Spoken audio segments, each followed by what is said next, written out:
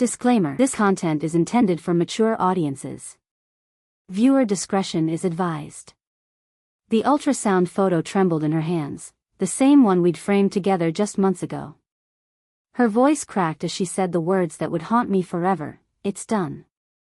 And just like that, the future we'd dreamed of was reduced to a crumpled piece of paper and the scent of hospital antiseptic clinging to her skin. I should have walked away right then. But my traitorous heart still begged me to reach for her. The last time I saw her, she stood in the doorway of our old apartment, her hands trembling around the ultrasound photo, the one she'd once pressed to my chest with tears in her eyes, whispering, "We're going to be a family," in that voice that used to make my knees weak.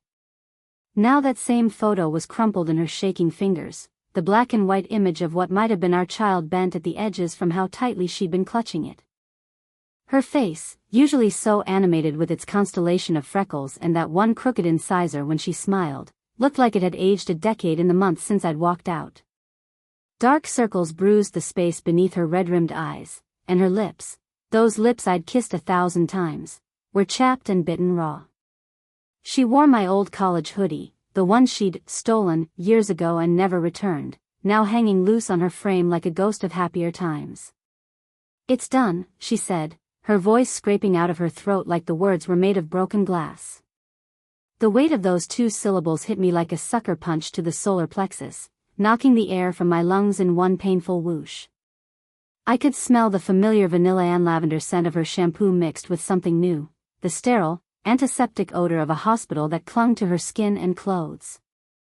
My hands twitched at my sides with the muscle memory of reaching for her, of pulling her into my arms and burying my face in the crook of her neck where she was always warmest. But I didn't move. Couldn't. Not when the image of her tangled in someone else's sheets flashed behind my eyelids every time I blinked. Instead, I stared at the chipped paint on the doorframe where we'd once carved our initials inside a lopsided heart during our first anniversary, drunk on cheap wine and cheaper love. That M+S was barely visible now, faded by time and weather and the brutal Albuquerque sun that streamed through the hallway window every afternoon. A gust of wind sent a tumbleweed of fast food wrappers skittering past her bare feet. She'd always hated wearing shoes inside, and the mundane absurdity of it almost made me laugh. Here we were, standing in the ruins of our life together, with literal garbage blowing between us like some shitty metaphor in a straight-to-TV movie. Her breath hitched in that way I knew meant she was about to cry, and my traitorous body tensed with the instinct to comfort her before my brain caught up. The silence stretched between us, thick with all the things we'd never say now, how we'd picked out baby names at 3 a.m., how she used to sing off-key in the shower, how I'd proposed on that rickety pier in Santa Monica as the sun set behind us. The ultrasound crinkled as her grip tightened, the sound obscenely loud in the quiet. Somewhere down the hall, a neighbor's TV blared a laugh track, the canned merriment a cruel counterpoint to the devastation in her eyes when she finally turned away, leaving me standing there with the ghost of our future in my throat and the taste of copper in my mouth where I'd bitten through my cheek. The days after blurred into a numb procession of routines: gym, work, staring at the ceiling at 3 a.m., until her name flashed on my phone again, this time with a photo attachment that froze my blood, a grainy sonogram image with a timestamp from yesterday, the tiny flicker of a heartbeat still visible in the corner where the technician's cursor had hovered. "I couldn't do it," her message read, the words pixelated like she'd typed them through tears, "but I can't do this alone either." The walls of my apartment seemed to press closer, the popcorn texture of the ceiling suddenly fascinating as I traced cracks with my eyes to avoid the truth glaring from my screen, that she'd lied again, that there was still a maybe growing inside her, that every excruciating step I'd taken toward moving on now teetered on the edge of collapse. I could smell the phantom scent of her shampoo in the stale air, could feel the ghost of her fingers brushing mine when we'd first seen that ultrasound together, how we'd laughed at the way the baby, had it ever been mine, looked like it was waving in the grayscale static. Now my thumbs hovered over the keyboard, torn between the fury scalding my throat, "After everything, you dropped this bomb," and the horrifying pull of hope curdling in my chest like spoiled milk. Outside, a car alarm wailed, the sound syncopating with my pulse as I realized the cruelest truth. She hadn't sent this out of love, but because she was terrified, because hospitals smelled like bleach and regret, because her ex had probably blocked her number the second she mentioned keeping it. The ultrasound taunted me from the screen, that amorphous blob of cells now a Rorschach test. Was it salvation or self-destruction to reply?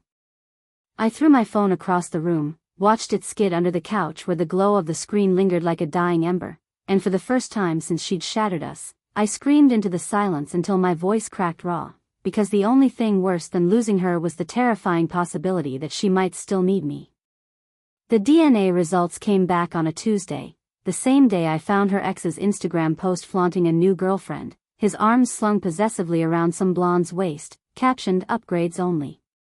The envelope sat unopened on my kitchen counter for 6 hours while I paced grooves into the linoleum, my mind swinging between two truths: either the child was mine, and I'd spend the next 18 years tied to a woman who'd gutted me, or it was his, and she dragged me through hell for nothing. When I finally ripped it open, the words, 0% probability of paternity, blurred under the sudden burn of tears, not of grief, but of grotesque relief. I drove to her apartment with the paper crumpled in my fist, rehearsing the acid-drenched speech I'd practiced for weeks, only to find her ex's BMW idling out front. He emerged from the building with a duffel bag, his duffel bag, the one that had sat in her closet for months after their first breakup, and the realization hit like a sucker punch: she'd called him first. The rage that followed was a living thing, a red tide surging behind my eyes as I crossed the street, the DNA results fluttering from my hand like a surrender flag. He saw me coming and smirked, that same smirk he'd worn in every photo she'd ever hurriedly swiped off her phone when I entered the room. "Hey, buddy," he drawled, tossing the duffel into his trunk, "heard you got played twice." My knuckles connected with his jaw before I'd even decided to swing, the crack of bone on cartilage sweeter than anything I'd felt in months. He staggered, laughed, then spat blood onto the pavement. "She's still texting me, you know," he wheezed, wiping his mouth. "Sent me the ultrasound too. Guess she wanted us both to know it's mine." Behind him, her apartment curtain twitched. She'd been watching the whole time. I left him hunched over his bumper, left the DNA results swirling in the gutter, left the last shred of hope I didn't know I'd still carried. That night, I burned the ultrasound copy I'd kept in my wallet, watched the edges curl black in the sink, and for the first time in a year, slept through the night. 6 months of silence shattered with 3 sharp raps on my door at 2 a.m. I knew it was her before I even looked through the peephole. No one else knocked like that, 2 quick taps and then a hesitant third, like she was testing whether she still had the right to disturb my life. When I wrenched the door open, she stood there clutching a car seat with a sleeping newborn swaddled inside, her face gaunt under the porch light, eyes wide with something between desperation and defiance. "They messed up the test," she blurted before I could speak, her voice frayed at the edges. "The clinic called me last week. There was a mix-up with the samples. They said there's no way the results were accurate. I didn't know how to tell you." The words tumbled out in a frantic rush, her fingers tightening around the handle of the car seat until her knuckles bleached white. I stared at the baby's face, searching for my own features in the slope of its nose, the curve of its eyelids, but all I saw was him, that same sharp chin and thick brows, the ghost of her ex smirking up at me from this tiny, innocent face. She must have seen the realization darken my expression because her breath hitched, one hand fluttering toward my arm before she caught herself and pulled back. "Please," she whispered, "just come get a new test with us. If it's negative again, I'll disappear. But if it's yours." The unspoken "then you're trapped" hung between us, thick as the scent of baby powder and the lingering hospital smell still clinging to her clothes. Behind her, a taxi idled at the curb, the driver watching us with bored disinterest. I thought of the burned ultrasound ashes I'd scrubbed from my sink months ago, the way her ex had laughed when I punched him, the way she'd watched from the window and done nothing. The baby stirred, letting out a soft whimper, and something primal twisted in my chest. Not love, not yet, but the terrifying weight of what if.